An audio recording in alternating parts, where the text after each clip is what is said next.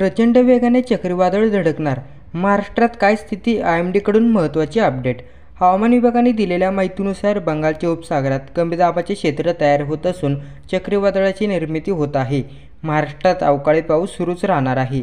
या पावसाचा मोठा फटका राज्याला बसलेला आहे. दरम्यान या पावसाची तीव्रता आता आणखी वाढण्याची शक्यता आहे. पुढील काही दिवस मुसळधार पाऊस पडू शकतो. हवामान विभागाने दिलेल्या माहितीनुसार बंगालच्या उपसागरात कमी दाबाचे क्षेत्र तयार होत असून चक्रीवादळाची निर्मिती होत आहे. चक्रीवादळामुळे देशभरात मुसळधार पावसाची शक्यता व्यक्त करण्यात येत आहे. चक्रीवादळाच्या प्रभावामुळे ओडिशा, पश्चिम बंगाल, आंध्र प्रदेश आणि इतर राज्यातील किनारपट्टी प्रदेशात मोठ्या हवामान बदलाची शक्यता आहे.